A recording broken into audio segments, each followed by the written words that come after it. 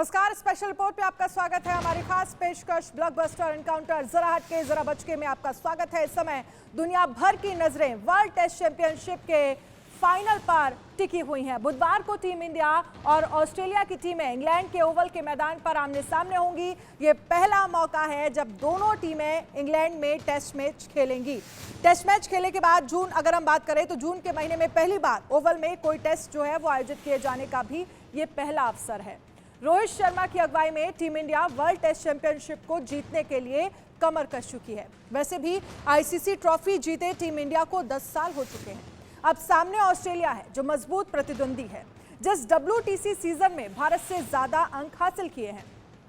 लेकिन ICC ranking में team India इस समय शिखर पर है और ऑस्ट्रेलिया नंबर 2 पर। मैच बुधवार यानी कि कल भारतीय समय के अनुसार लगभग 3 बजे से शुरू होगा। इस 5 दिन के टेस्ट के लिए एक रिजर्व डे होगा और मैच के परिणाम ना निकल पाने की स्थिति में दोनों टीमों को ज्वाइंट विनर घोषित कर दिया जाएगा।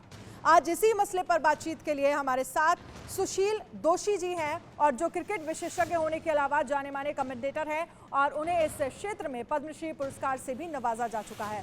साथ ही हमारे साथ होंगे हमारे एडिटर स्पोर्ट्स मनोज जोशी और इस पर चर्चा करने के लिए हमारे साथ सुशील दोशी और मनोज जोशी जुड़ गए हैं। सुशील जी, सबसे पहले आपके पास ही आ जाती हूँ। जरा समझते हैं कि आखिरकार कल जो मुकाबला होने वाला है उस पर सभी की नजरें टिकी हैं। ऐसे में आपको क्या लग रहा है, क्या चुनौतियां होने वाली हैं इंडिया के सामने और क्या चुनौतियां होने वाली हैं ऑस्ट्रेलिया के सामने?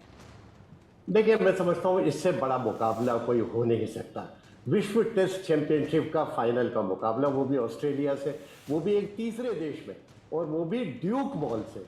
ड्यूक बॉल जो होती है ना, वो गेंद स्विंग ज्यादा होती है और बहुत देर तक स्विंग होती रहती है। देखिए, जो कोकोगोरा बॉल रहती है ना, वो तो कम स्विंग होती है और 7 और 8 ओवर्स के बाद स्विंग होना बंद कर देती है। इसीलिए इंग्लैंड में जो स्विंग कंडीशंस रहती है, जहाँ सीम के सहारे गेंद कट भी होती है, वहाँ पर ड्यूक बॉल का इस्तेमाल किया जाता है। भारतीय खिलाड़ियों को उसकी ज़्यादा आदत नहीं, लेकिन बड़ा खिलाड़ी वही होता है जो कि अलग अलग परिस्थितियों में अपने आप को ढालने की तैयारी रखता है। और उस मामले में भारत के जो अनुभवी खिलाड़ी हैं उन पर काफ़ी भरोसा किया जाना चाहिए। मुझे तो ये भी अच्छा लगा कि देखिए, विराट कोहली इतने अनुभवी हैं, आप जानते हैं कि कितने बड़े बल्लेबाज हैं, दुनिया उनका लोहा मानती है।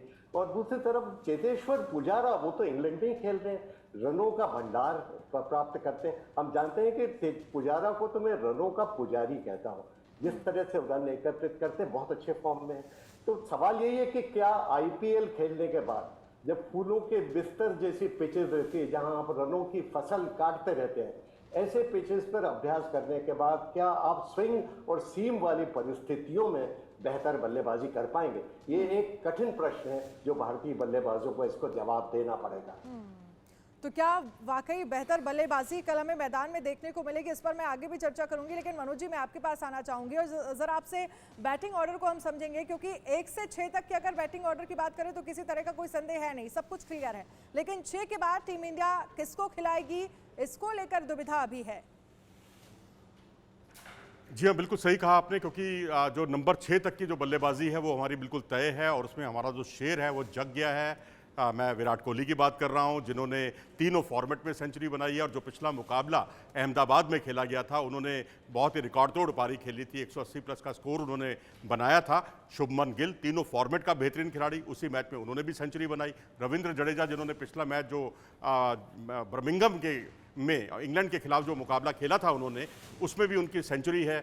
उम्दा प्रदर्शन उनका रहा, चाहे वो IPL में उन्होंने चेन्नई सुपर किंग्स को मैच जिताना हो, चाहे बर्मिंघम के मैच में सेंचुरी बनाना हो, चाहे पिछली सीरीज़ में जो है उनका मैन ऑफ द सीरीज़ का खिताब जीतना हो, बॉर्डर गवास्कर ट्रॉफी में अश्विन के साथ जॉइंटली उन्होंने जीता। तो ये 3 खिलाड़ियों पर भारत की बहुत ज़्यादा उम्मीदें टिकी हुई हैं। लेकिन हाँ, आपने ठीक कहा कि बाद का जो कॉम्बिनेशन है वो कई तरह के सवाल खड़े करता है कि आखिरकार जो 3 बड़े जो चेंजेस हैं क्या हो सकते हैं। क्या यहाँ पर विकेट कीपर के तौर पर ईशान किशन खेलेंगे या KS भरत खेलेंगे, और क्या यहाँ पर दो स्पिनर के साथ भारत उतरेगा? ये कुछ अनुत्तरित सवाल हैं जो मैं समझता हूँ कंडीशंस के ऊपर बहुत ज़्यादा निर्भर करते हैं कि अगर कंडीशंस होंगी उसके हिसाब से त्वरित फैसला तभी किया जाएगा, क्योंकि उससे पहले अगर हम माइंडसेट पहले से तय कर लें, जैसा कि हमने साउथहैम्पटन में जो गलती की थी, 2 स्पिनर्स को हमने एक साथ खिलाया था और वो भी ओवरकास्ट कंडीशन में, वो भारत के लिए बहुत आत्मघाती साबित हुआ था। बिल्कुल सुशील जी, मैं आपके पास आऊंगी और जरा समझिए, क्योंकि चोटिल खिलाड़ियों की लिस्ट लंबी होने की वजह से भारत के सामने इस वक्त चुनौतियां भी हैं कि बैटिंग ऑर्डर का, क्योंकि जिक्र मनोज जी भी कर रहे थे, 1 से लेकर 6 तक तो सब क्लियर है, लेकिन उसके बाद कुछ दुविधाएं होंगी, कुछ चुनौतियां होंगी टीम के सामने। नहीं, इसमें तो कोई संदेह नहीं। देखिए, सवाल यही है कि पेस अटैक जो ऑस्ट्रेलिया का है ना, वो दुनिया का सर्वश्रेष्ठ पेस अटैक, और ये जो आक्रमण है ये और भी ज्यादा तब घातक हो जाता है जब गेंद हवा में स्विंग होती है। देखिए, स्टार्क जो है ना, दुनिया के ऐसे बॉलर हैं जो अंदर की तरफ गेंद लाते हैं, और लेफ्ट आर्म बॉलर जब अंदर की तरफ गेंद स्विंग करा कर लाता है ना, स्विंगिंग परिस्थितियों में बहुत ही खतरनाक साबित होता है। तो मैं समझता हूँ कि ऐसे बॉलर्स को खेलना, और कमिंस भी उनके साथ है, फिर बोलन भी साथ है, तो तेज आक्रमण का मुख्य प्रभाव रहेगा, उसका मुख्य असर रहेगा इस टेस्ट मैच में। और ये सवाल यही है कि क्या ऑस्ट्रेलिया का तेज आक्रमण जो भारत के मुकाबले कागज पर बेहतर नजर आ रहा है, क्या हमारे अनुभवी बल्लेबाज उसका सामना कर पाएंगे? क्या विराट कोहली और उनकी टीम, जैसे कि हम जानते हैं चेतेश्वर पुजारा तो तकनीकी रूप से बहुत ही सक्षम है, लेकिन शुभमन गिल उनके लिए कड़ी परीक्षा का विषय रहेगा। देखिए, भारतीय पिचेस पे तो वो रन बनाते रहे हैं, क्या स्विंग और सीम वाली परिस्थितियों में भी वो अपनी तकनीक कायम रख पाएंगे, ये भी देखने के बाद होगी। कप्तान जो हमारे हैं वो रोहित शर्मा साहब, उनको वो भी फॉर्म में नजर नहीं आ रहे, क्या उनका फॉर्म लौटेगा? क्योंकि शुरुआत जब बिगड़ जाती है ना, तो फिर बहुत मुश्किलों का सामना करना पड़ता है। तो पेस अटैक उनका ऑस्ट्रेलिया का बेहतर है, लेकिन बल्लेबाजी में दोनों की बराबरी है। स्पिन आक्रमण हमारा बेहतर है, लेकिन स्पिन का उतना प्रभाव पड़ता नहीं इंग्लैंड के पिचेस पर। सवाल ये है कि क्या हमारे बल्लेबाज विषम परिस्थितियों में, स्विंग और सीम वाली परिस्थितियों में अच्छा स्कोर खड़ा कर पाएंगे? अगर वो कर पाए तो फिर हमारे बॉलर जो शमी और सिराज हैं, ये भी काफ़ी अच्छे स्विंग बॉलर्स हैं, ये अपना असर डालने में सफल होंगे। लेकिन अगर स्पिनर्स की बात करें तो 2 स्पिनर्स खेलेंगे या नहीं, इसको लेकर भी अभी स्थिति साफ नहीं है, इसे कैसे देखते हैं आप?